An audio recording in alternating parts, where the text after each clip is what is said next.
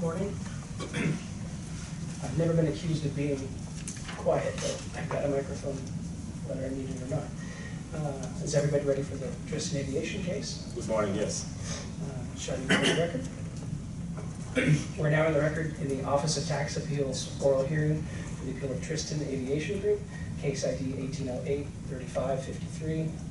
Repeating that so we have it on the record. We are in Los Angeles, California. Today is Tuesday, June 18th, 2019. It's 10 a.m. I'm Jeff Angija. I'll be the lead administrative law judge for this hearing. My fellow co-panelists today are Kenny Gast and Linda Chang. And for appellant, can you please introduce yourselves for the record? Sure. Richard Levy. Good morning, Alan Abrams. All right. And for CDTFA? Good morning, Josh Aldrich. Scott Claremont. And Lisa Renati. All right, thank you. And this appeal involves one issue, which is whether appellant has established that its purchase and use of the aircraft in California is exempt from use tax because the aircraft was purchased for use and was used in common carrier operations.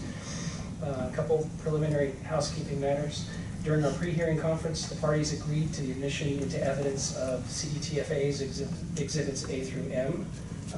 I'll do this in two parts. Appellant's exhibits 1 through 13. I presume there's still no objection to those, and if not, I will admit those exhibits into evidence.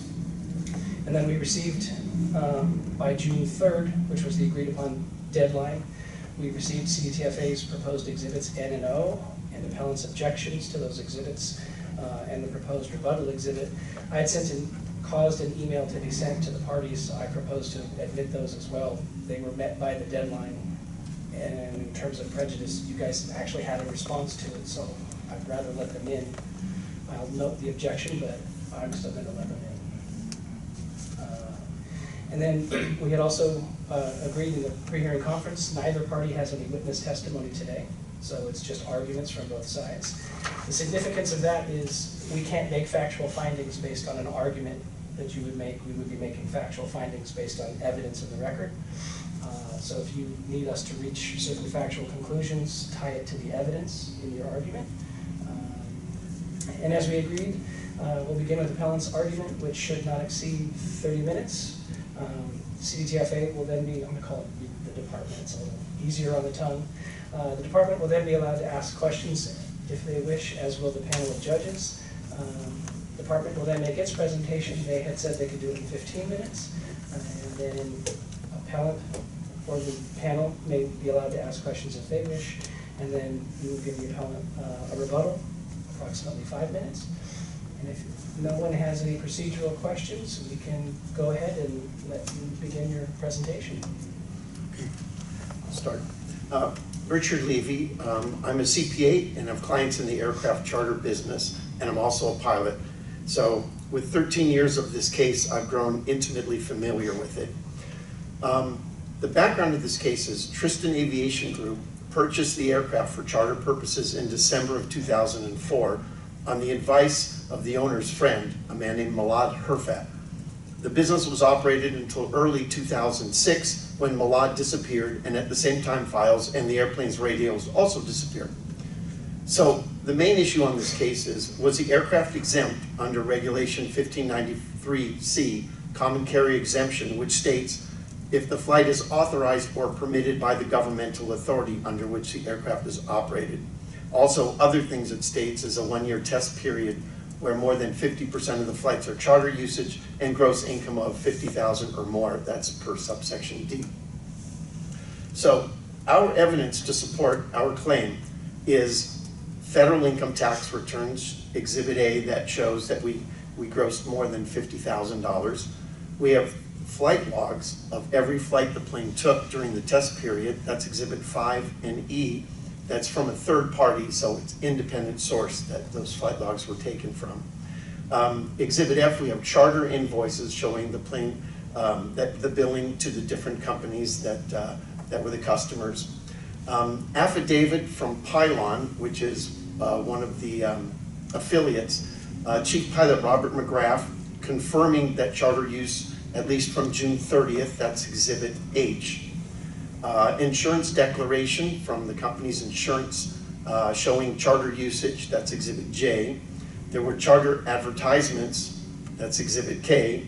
The police report where Malad, the manager, stole files and equipment from the plane, that's Exhibit L. 4 examples of test periods, all resulting in over 50% charter use. The department kept changing the test periods during this whole ordeal. They changed the test period dates with the hope that we would fail one of them, which we haven't. Exhibits B, C, D, and M, including the latest test period. Exhibit M, by the way, passed with 56% charter use. And regarding the test, I only counted flights where I could match the invoice with the flight. If there was no invoice, it went under personal flight. So I was very conservative about that. The last, FAA pilot's licenses for 2 charter pilots, that's Exhibit 14, and I'll get to that later. So in the end of the day, we're missing one document. And a little background on that. To be a legal charter operator, the aircraft, not the company, but the aircraft itself needs to be on an FAA Part 135 certificate. Or it could be temporarily piggybacked onto another charter company's certificate. It has to be one or the other. Now, per Exhibit I, the FAA prohibited piggybacking, which was revoked, but they prohibited the piggybacking as of December 28th, 2006. That was the effective date of their circular, which is actually a year, close to a year after the test period. So I believe that part's irrelevant. So at the time of the test period, piggybacking was allowable onto another company's Part 135 certificate. So the only documentation we are missing here to make our case perfect is a charter certificate listing the aircraft for much of the test period, for most of the test period, from January 15th to October. We tried to contact other charter companies years ago that may have held the plane's 135 certificate, but almost all were no longer in business due to the Great Recession of 2007, which all but destroyed the aircraft charter business. So the missing 135 certificate, this mysterious certificate, existed during the charter operation because per the invoices, Exhibit F, you'll notice that 2/3 of the charter flights during the test period were subcontracts from large operators such as Clay Lacy Aviation, which is an international company, Pylon, Exec Jets, Royal Jets. There were quite a few companies. And these companies would require proof of a Part 135 certificate and insurance from Tristen Aviation Group or any other subcontractor before allowing charters. Nobody's going to charter a plane with you unless you have a Part 135 certificate. And that's because, excuse me, the penalty for a legal charter is $5,000 per flight. That's what the FAA assesses. And no operator would take that chance. So, looking forward here, in 2015, the State Board of Equalization, as it was, requested Freedom of Information Act documents from the FAA on information on Tristen's aircraft, Pylon Charter, Schaefer Air, and the licenses of 2 pilots involved with Tristen Aviation Group. That's Exhibit N. The FAA billing to the State Board of Equalization stated their search was done manually. Per Exhibit N, the FAA sent documentation on Pylon Charter's 135 certificate only, which was the company that they piggybacked on just for a brief period of time from October through, I don't remember where it ended. There was no response from the FAA on anything else requested, including the 2 pilots nor any other operator that carried the plane's Part 135 certificate. I was able to access the 2 pilots and their licenses on the FAA website within 5 minutes. That's Exhibit 14 that we just put in. Yet the FAA did not provide these simple to locate documents to the State Board of Equalization. Thus, the FAA did an incomplete job on the Freedom of Information Act request, and because of that, it is reasonable to question the results of what else did they neglect to find, perhaps the missing Part 135 certificate for our aircraft. So, in summary, and I made this much under 30 minutes here for you, except for that one missing piece of paper, that one piece of paper missing, The sheer volume of evidence provided by both parties indicates that my client operated a legal Part 135 charter. And again, no charter operator would have hired this aircraft for subcontract, risking $5,000 fines, their pilots and passengers, without having knowledge that the aircraft was on a charter certificate. And that's why the aircraft should be exempt from the use tax. Okay. I am done. Is that concluded?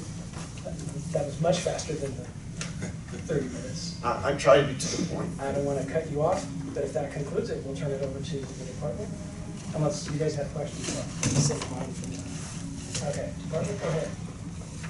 Good morning, I'm Josh Aldridge from the California Department of Tax and Fee Administration's Legal Department. With me today are Scott Claremont and Lisa Renati, who will be representing the staff. During the pre-hearing conference, the parties stipulated in pertinent part as follows. The aircraft was purchased on December 30th, 2004 in California. The first operational use of the aircraft occurred on January 15th when the aircraft was flown between Van Nuys, California and Las Vegas, Nevada. The seller of the aircraft did not hold and was not required to hold a seller's permit in California.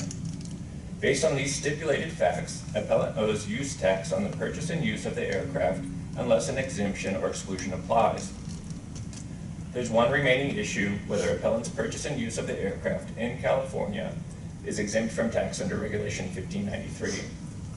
Regulation 1593 provides that neither sales nor use tax applies to the sale of or the storage, use, or other consumption of aircraft sold, leased, or sold to persons for the purpose of leasing the aircraft to a person who operates the aircraft as a common carrier of persons or property, but only if the person operates the aircraft under authority of California, United States, or a foreign government, and the person is authorized or permitted by that person's government, the person's governmental authority to operate the aircraft as a common carrier. If more than one half of the operational use of an aircraft during the first 12 months after the first functional use is used as a common carrier of persons or property, the purchaser's or lessee's principal use of the aircraft will be deemed to be that of a common carrier. As stipulated, the 12-month test in this case begins January 15th, 2005 through January 17th, 2006. A common carrier is any person who engages in the business of transporting persons or property for hire or compensation and who offers his or her services indiscriminately to the public or some portion of the public. Operational use refers to the actual time during which an aircraft is operated and powered navigation in the air. Each flight is examined separately for purposes of determining common carrier use. A flight qualifies as common carrier use of the aircraft only if the flight is authorized or permitted by the governmental authority under which the aircraft is operated and involves the transportation of persons or property. Where the aircraft does not transport persons or property, the flight does not qualify as a common carrier flight. Likewise, where the aircraft is not authorized, the flight does not qualify as a common carrier flight. Appellant is not entitled to a 1593 exemption without evidence to prove the entitlement. Revenue and Taxation Code 6091. Exemptions are strictly construed against the taxpayer, who has the burden of proving that the statutory requirements have been satisfied. It is appellant's responsibility to maintain accurate records and make them available to the department. And although the department first requested the flight logs on August 25th, 2005, appellant claims that the complete flight logs are no longer in his possession. In lieu of complete flight logs, appellant submitted partial SESCOM flight logs marked as Exhibit 3, flight aware documents marked as Exhibit 5, flight plan flight documents marked as Exhibit 11, invoices for flights under Tristen Aviation Group and Pylon International LLC marked as Exhibit F, and a statement under penalty of perjury from Robert McGrath marked as Exhibit H. The Federal Aviation Administration has powers to regulate all aspects of civil aviation in the nation, including common carrier flights. As relevant here, the FAA issues Part 135 certificates to operators to authorize private charter flights in common carriage. Appellant has not claimed to have possessed a Part 135 certificate. Rather, appellant claims that it was listed or piggybacked on the Part 135 certificate of Pylon International, as early as its first claimed common carrier flight, which occurred on August 21st, 2005 until sometime in January 2006. The invoice for the August 21st, 2005 is marked as Exhibit F, page 1. In support of this assertion, appellant provided a copy of Pylon's Part 135 specification dated October 24th, 2005, which includes the aircraft's tag number N52LT, marked as Exhibit G. We reiterate that it is appellant's burden to prove entitlement to the exemption, and this single document is insufficient to show that the flights claimed as common carrier were authorized by the FAA, particularly for flights prior to October 24th, 2005. In addition to the Part 135 certificate, the FAA imposed an insurance requirement on Part 135 common carriers to operate under the FAA's authority. The insurance must reflect that it is the carrier, not the owner, that is conducting the Part 135 revenue flights, and that it is the carrier's actions or inactions that are being insured, as noted in Exhibit I, page 44. Appellant has not provided evidence that the aircraft was insured by Pylon. Appellant provided a copy of Part 135 insurance wherein appellant, not Pylon, insured the aircraft marked as Exhibit J. Appellant has not shown that the flights were authorized according to FAA insurance requirements. Regardless, the department obtained a copy of all of Pylon's Part 135 operation specification documents for the relevant period through a Freedom of Information Act request made to the FAA, marked as Exhibit N. These include the operation specifications dated December 8th, 2004, August 8th, 2005, September 16th, 2005, October 24th, 2005, and December 6th, 2005. The aircraft's tag number does not appear on any of the operation specifications other than the October 24th document. These documents clearly establish that appellant's aircraft was not added to Pylon's Part 135 certificate until October 24th, 2005, and was no longer on Pylon's Part 135 as of December 6, 2005. Since appellant did not have its own Part 135 certificate and has not provided evidence to prove that it is operating under Pylon's Part 135 certificate prior to October 24th, 2005, only the common carrier flights from October 24th, 2005 through December 6, 2005 may be considered authorized for the purposes of Regulation 1593.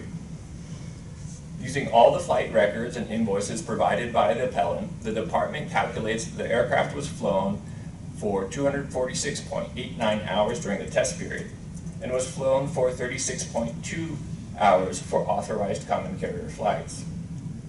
Common carrier flights therefore constitute 14.67% of the total flight time during the test period, which falls well below the 50% threshold. Accordingly, the appellant is not entitled to exemption from use tax set forth in 1593.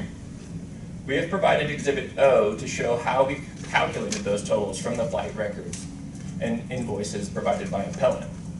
As summarized in Exhibit O, appellant's flight summaries and invoices establish that even if all of the claimed common carrier flights were authorized by the FAA, common carrier flights only constitute 115.9 hours, which is 46.97% of the total flight time during the test period. In other words, appellant still would not meet the 50% threshold to qualify as a common carrier. We note that our summary lists all of the flights from those sources and identifies where there are conflicts between them.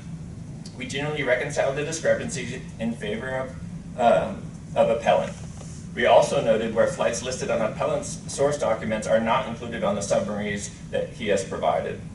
But to reiterate, appellant was only authorized to operate as a common carrier from October 24th, 2005 through December 6, 2005, and the flight time in the transportation of people or property during that period falls well below the 50% threshold as required by Regulation 1593.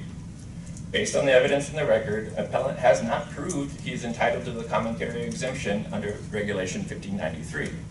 Appellant's purchase and use of the aircraft in California was subject to use tax. Therefore, we respectfully request that you deny the appeal. Okay. So I want to have you have your rebuttal, but I want to ask a quick clarifying question, perhaps too, because I think it'll certainly help me understand everything that'll come from this point forward. These were subcontracts? In other words, appellant leases the aircraft to, say, Pylon, but then it's Pylon that's actually conducting charter operations for its own customers? Not exactly. The Pylon or another company, Sure. probably prior to that, they just piggybacked on, they probably paid them something just to piggyback on to their Part 135 certificate. The 2/3 of the charters were done as a subcontract. So when Pylon or Clay Lacy, when they had they didn't have a plane available in Van Nuys, let's say, they would subcontract with Tristen Aviation Group and actually charter the plane. So the charter is a subcontract charter. Okay. And that's why insurance isn't necessary. The plane has to have its own insurance. Okay. And then a question for the department. As consistent with the DNR, your brief, you take the position that the piggyback operation was legal until that notice, the FAA notice, said that it was illegal? In other words, the presentation, you've effectively conceded that the fact that Pylon had a 135 certificate means that Pylon's hours qualify. Yeah, I think that we concede that they can piggyback onto Pylon certificate when they're listed, when it's, the evidence is that they're listed on Pylon certificate. Okay. Prior to the Exhibit I, which was issued after the fact. So that one other note, and this again is more factual, I'm not trying to decide whether it was flown with a proper certificate or not. But both parties have taken the presumption, taken the position that pick any given invoice, let's say 2.5 hours invoice to Pylon for charter. They've got a certificate, so that's a qualified 2.5 hours. Were ferry flights involved? In other words, that aircraft had to get from Van Nuys to LAX to pick up Britney Spears to then go to Las Vegas? Yes, the ferry flights were not counted as charter flights. Those were But the counted. invoices don't break out the ferry flight portion, and I know that the ferry flight portion generally gets billed for the same hourly rate as the charter. Correct. I didn't see a ferry flight, any ferry flight invoices. So, Actually, there are a couple of ferry flight invoices under Pylon, and we mark them as non-carrier in their Exhibit O. Part of the problem with the analysis with the subcontracting out is that we don't know exactly which ones were transporting persons or property. So that makes a difficult position of asserting that those are in fact common carrier flights. my concern is if we were to conclude that all of this subcontracting was under the authority of the United States, Part 135, we still may not lack enough precision, and I don't know which way we come down on that, but it might not be that 100% of the allegedly qualifying hours are still qualifying hours. Yeah. But no one's argued that. I'm just asking that as It's possible. Okay. And again, in terms of our summary, we've, as Mr. Aldridge said, we've resolved all ambiguities just to show the maximum time that we Okay. believe in, but where they indicated on the invoice that there was 0 passengers, that's where we didn't count those as common carrier, and those are indicated on the invoice. I'll ask the last one since I'm in for a penny and for a pound. And I apologize for interrupting before you can rebut. The position, how do I want to say? The department's conceding that what the FAA says was illegal, the piggyback operation was illegal. You're still concluding that it was legal until the FAA notice said that it was not. In other words, it's declarative, I'm just asking, it's declarative of existing law. It says it's not legal to do that. But for purposes of this hearing, you guys are saying it's okay. Your position is that you would accept that as a flying under the United States. Yeah, I mean, our position is that the extra requirements of operational control set forth in Exhibit I, consistent with the appeals decision, our earlier appeals decision didn't apply prior to 2006, but they still had to be on a Part 135. Okay. They had to actually piggyback. Okay. So with that, I apologize for the interruption. I'd like you to be able to rebut and address anything I've asked as well. Oh, okay, sure. As far as the insurance issue goes, the insurance also follows the airplane. So the airplane must be insured as well as the charter company must be insured. Okay.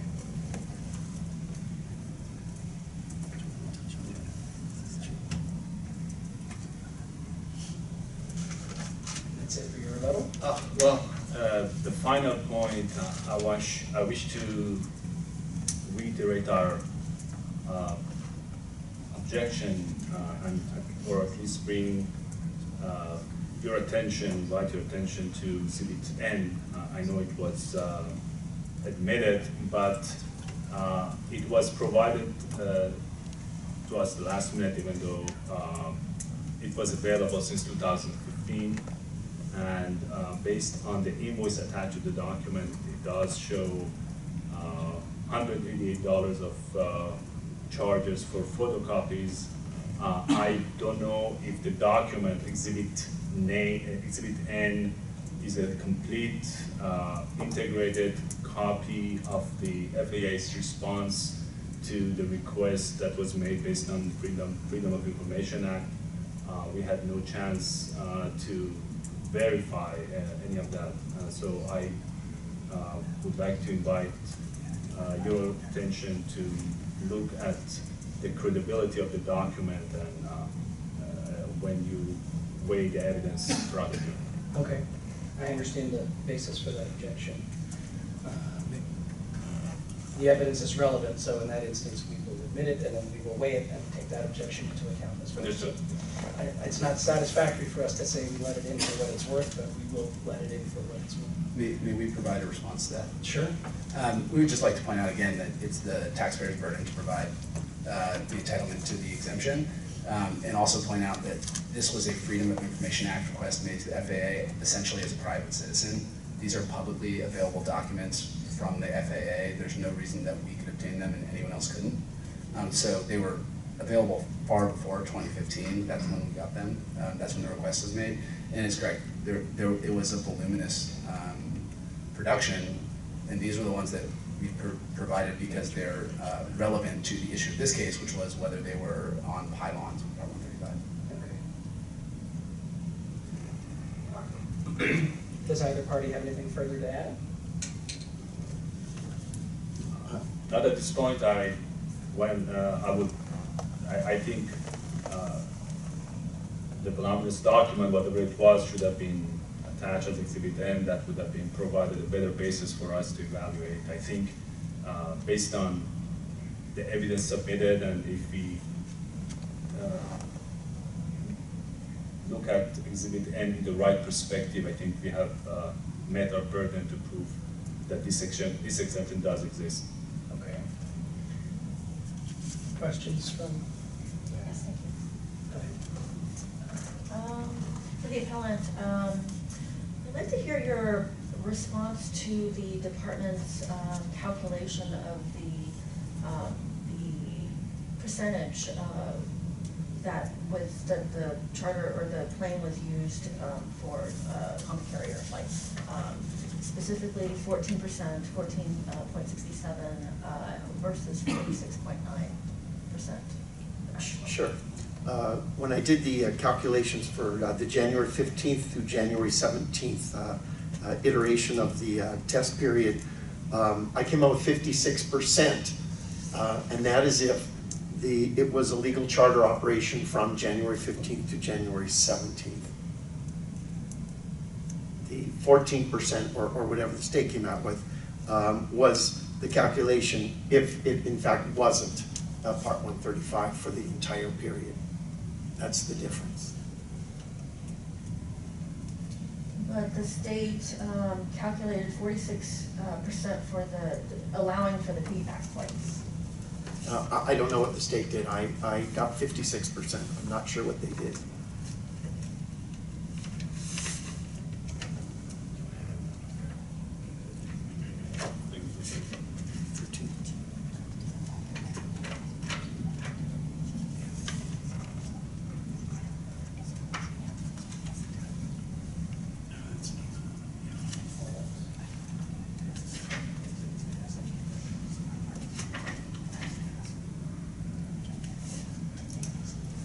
Yeah, if I can add to that, if you look at page 4 of Exhibit 13, it shows 119.4 charter hours out of a total of 212.8. Hold on a second, let's catch up. Okay.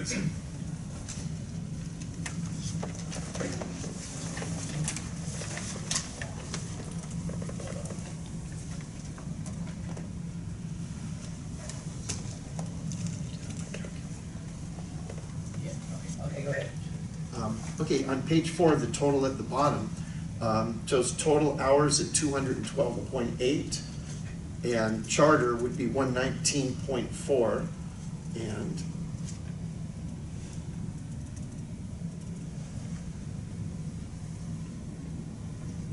that's 56.1%.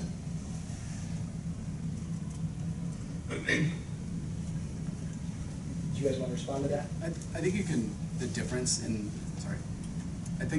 the two calculations, there's probably 3 different factors. One, there appear to be flights, non-charter flights, that are listed in some of the sources that appellant has provided that weren't listed on their summary, and we've indicated where those are. And again, those are from appellant sources that they provided to us. 2, there was a couple flights that on the invoice stated that there was no passengers on the plane at the time, and it appears consistent with the flights that look like, they drop someone off, went, pick someone up, drop someone off. And so we did not include those where the invoice explicitly stated that there was no passengers. And then 3, there were a couple other instances where there were flights that were shown on the summaries and included on the, were flights that took place that were on the summaries but were not consistent with the information on the invoice, and it appeared that appellant had included them under a specific charter invoice when in fact they were not related to that invoice. And again, we've indicated, anytime we made a determination like that, we indicated. Otherwise, whenever there was a discrepancy, for instance, on a non-charter flight of any time, we would pick the lower number, which benefits the appellant in terms of this calculation. And we made similar kind of determinations in favor of the appellant when we were looking at those little discrepancies like that. Okay, thank you, that's helpful. Can I respond to that? Sure. Oh, section 1593, God, this paper's so old. 1593, part C, subsection 1A says, operational use means the actual time during which the aircraft is operated in powered navigation in the air. Operational use includes positioning or repositioning aircraft by flying the aircraft from one point to another. Ferry flights is what it says in parentheses, except when such flights are solely for purposes of having the aircraft repaired. So ferry flights are part of the operational use of the plane. Right, part of the denominator. Yeah, it is part of Ferry flight's not part of the numerator. The ferry flight doesn't contribute to the 50% calculation. It adds to the denominator, which is the base, the operational time here. They said operational use as common carrier as subsection A. So they said, okay, it's with the first, oh, okay, so for first operational use, they're talking about what the first operational Yes, use and is. the test Okay. flight. All right, did you have questions? Yeah, I had a question for the department, just so I understand the regulation a little better. Is a Part 135 certificate required by the taxpayer? It's required that the plane be on a Part 135. It could be for it to piggyback, but if you're doing private charter flights where you're carrying persons or property for authorization from the FAA, you need to be on the plane needs to be on somebody's Part 135. Or some other type of, I believe there are other types of charter certificates as well. It's based off of aircraft size, passenger numbers, and things like that. So the taxpayer itself doesn't need to have the certificate, the carrier does, basically. And the aircraft would need to be on the carrier's Part 135. Okay. And as Exhibit I shows, after Exhibit I was issued, that it doesn't have to be the certificate holders, but there are significant control the carrier the certificate holder has to have over Okay, and this is not a lease situation where Tristen, in your view, bought the aircraft from the seller and then leased it out to a carrier? Would that change the Part 135 issue?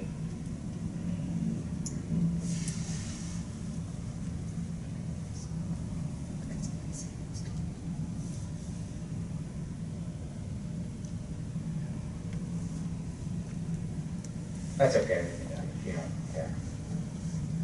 I don't know if the taxpayer wants to respond to any of that. You Yeah. agreed that you would need a Part 135 certificate. Sorry, go ahead. Oh, if you were leasing the plane, no, but if you're chartering it, you do. So, and in this case, there was no lease. Okay, there's no of any lease. plane. Okay, thank you. All right, that's it for my questions. I don't know that this affects the case, but the piggyback operations, they're not legal today as far as you're concerned? Or the FAA is allowing this, and you still would take this position today that I could charter my plane to any company so long as they were certified under Part 135 for that aircraft, they would qualify? Again, as far as we know, post 2006, piggybacking is allowed, assuming it complies with the strict guidelines set forth in Exhibit I, which, you know, you can read it. The certificate holder has to exert significant control over the operation of the aircraft. It doesn't bear on this case, I'm just curious. So, I don't have any additional questions. If the parties don't either, I think that would close the hearing. No questions? All right, then the record is closed, the hearing is closed. Thank you guys for attending, and we have some homework to do. And we're required to issue a decision within 100 days of the close of evidence, which is today, so, okay, thank you. Thank you so much. Thank you.